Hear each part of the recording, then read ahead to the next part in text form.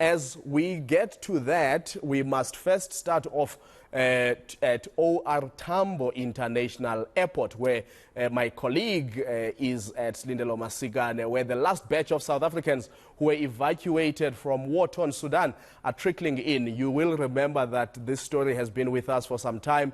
DECO has been making the necessary arrangements for people to come back home. Sli, more on some people arriving, I suppose, and it's a lot of activity. I've seen some people carrying flowers to welcome their loved ones. Just give us an update and a picture in terms of how happy and excited are families to receive their loved ones in one piece and alive.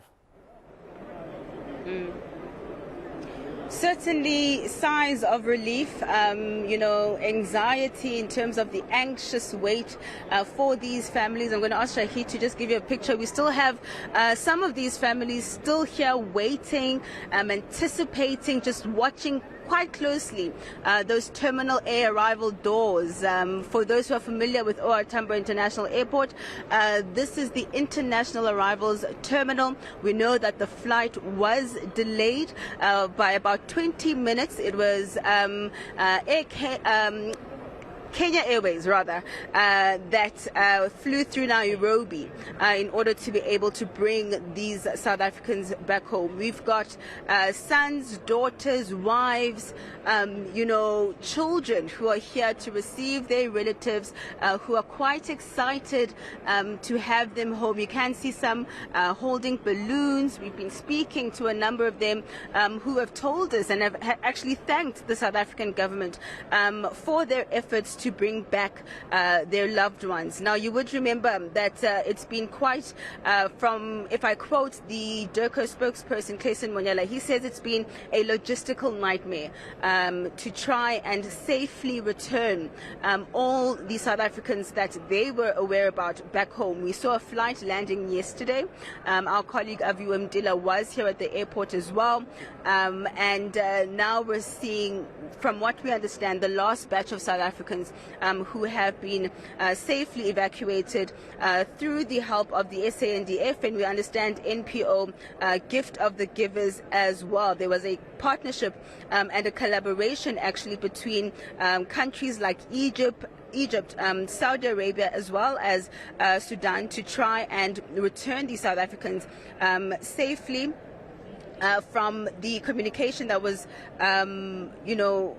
that we were receiving from DERCO, we understand that the groups of South Africans had to be evacuated by buses from Khartoum and actually had to cross the border of Egypt. We understand that government paid for about 2 buses, and the Gift of the Givers paid for another bus, an extra bus, to get all of the South Africans as well as officials out of Sudan. So that is the latest from the airport. We know that the Ministers of Home Affairs, DERCO, as well as Defense will be briefing us a little later on to actually just give us an update in terms of, the operation in itself. We know that some of the South Africans actually did not have documentation, so emergency passports actually had to be issued for the South Africans. So I do see that I think one of the children here has actually spotted one of their relatives and is quite excited.